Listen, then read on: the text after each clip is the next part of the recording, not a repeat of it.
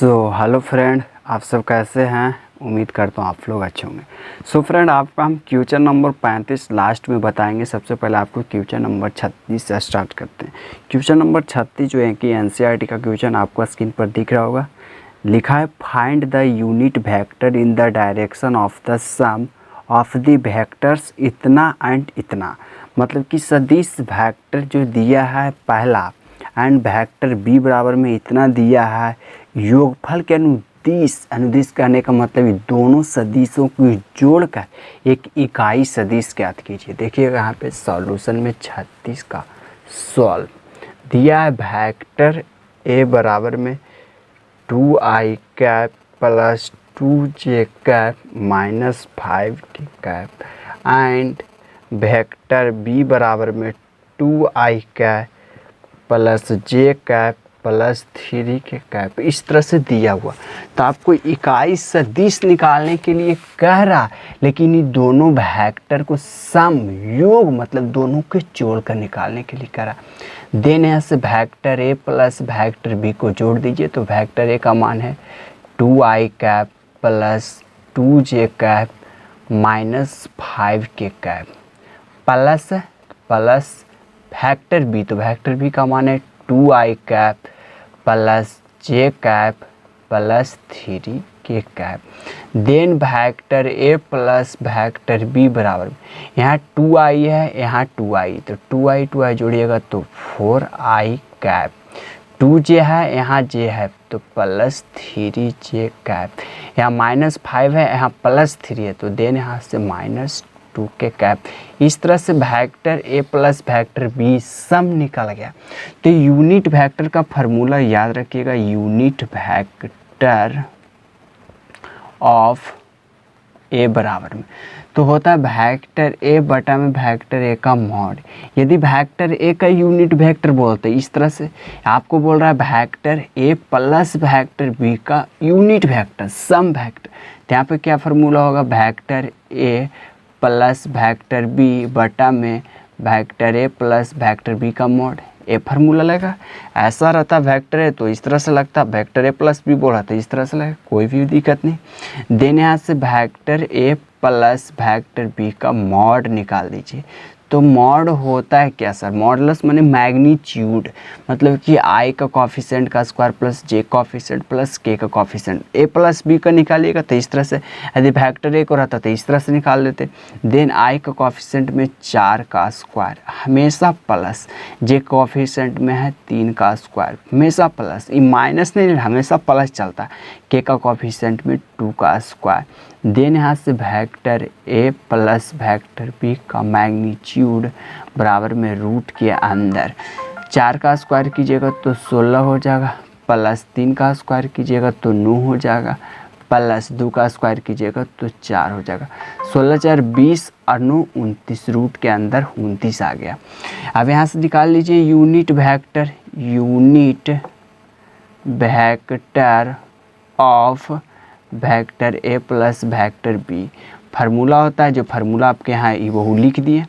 Then vector ए plus vector b क्या निकल के आया, 4i cap plus 3j cap minus 2 के कैप। मान जो निकल के आया था इस तरह से रख दी। And vector A plus vector B का मॉडुलस, तो मॉडुलस क्या आया, रूट के अंदर 29, इस तरह से आंसर है। आप चाहते हैं तो तीनों के लिए अलग अलग भी कर सकते हैं। सो फ्रेंड फिर से देख ली, आपको बोल रहा था सम वेक्टर का यूनिट वेक्टर निकालने के लिए, तो सम वेक्टर कर दिए इस तरह से आगे। यूनिट वेक्टर का फार्मूला होता है, आपको पूछ रहा है ए प्लस बी का, तो इस तरह से फार्मूला।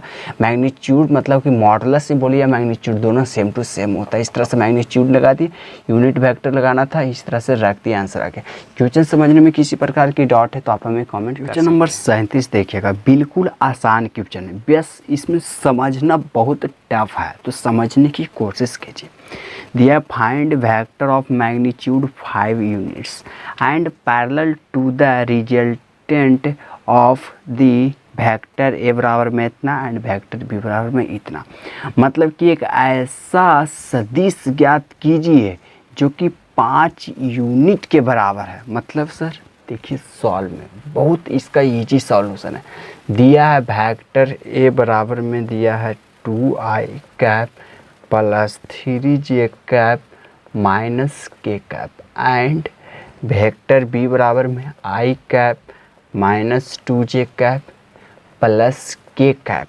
तो दिया है कि resulted of vector, resulted sum of resultant vector बराबर है, मतलब सर वेक्टर ए प्लस वेक्टर बी बराबर है। तो वेक्टर ए प्लस वेक्टर बी को जोड़ दीजिए, 2i cap plus 3j cap minus k cap. ये वेक्टर ए है प्लस वेक्टर बी, तो वेक्टर बी का मान है i cap minus 2j cap plus k cap. Then यहाँ से वेक्टर ए प्लस वेक्टर बी बराबर में 2i है, यहाँ i है तो 3i कैप, 3j में 2j जाएगा तो प्लस j कैप। ये प्लस माइनस से कट जाएगा, यानी वेक्टर ए प्लस वेक्टर बी का मान आ गया 3i cap plus j cap. आपको यूनिट वेक्टर 5 गुना बोल रहा है।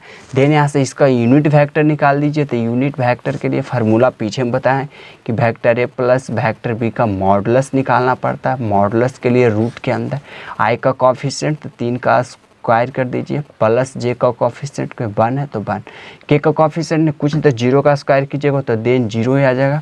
3 का स्क्वायर 9 होता है, 1 का स्क्वायर 1 होता है, रूट के अंदर 10। इस तरह से आ गया vector a plus vector b का मॉडुलस बराबर में रूट के अंदर 10। बस, और क्वेश्चन में कुछ भी जाने। अकॉर्डिंग टू क्वेश्चन के अनुसार unit vector of vector a plus vector B बराबर में 5 गुना है, तो वेक्टर 5 गुनी वेक्टर ए प्लस वेक्टर बी बटा में वेक्टर ए प्लस वेक्टर बी का मॉडुलस। इसका यूनिट वेक्टर का फार्मूला लेकिन 5 गुना है, तो यहाँ 5 से गुना कर दीजिए। तो 5 इंटू वेक्टर ए प्लस वेक्टर बी का मान आपने क्या निकाला है 3i cap plus j cap बटा में मॉडुलस इसका क्या निकाले हैं रूट के अंदर 10। तो इस तरह से लिख सकते हैं 5 बटे रूट के अंदर 10 into 3i cap plus j cap. या फिर इसका सॉल्यूशन और भी बढ़ा सकता है। क्या बढ़ा सकता है, रूट को दे सकता है, 10 को छोड़ सकता है, √2 इंटू √5 इस तरह में तोड़ देगा तो ऊपर निकाल देगा 2√2 5 इंटू √5 और नीचे है 2√5 इस तरह से है। तो √5 से √5 कट जाएगा तो बचेगा √5 बटा √2 into 3i cap plus j cap. इस तरह से भी आंसर दे सकता है। सो फ्रेंड फिर से समझ लीजिए, इस तरह से क्वेश्चन दिया हुआ सम ऑफ रिजल्टेंट वेक्टर, तो वेक्टर ए सम मतलब जोड़, वेक्टर ए प्लस वेक्टर बी का मान निकाल। इसी का आपको बोला था कि 5 यूनिट है। देन यहाँ से मॉडुलस का निकाल दिए, यूनिट वेक्टर का 5 से गुना कर दीजिए। इस तरह से आंसर आ गया। क्वेश्चन समझने में किसी प्रकार की डाउट है तो आप हमें कॉमेंट कर सकते हैं।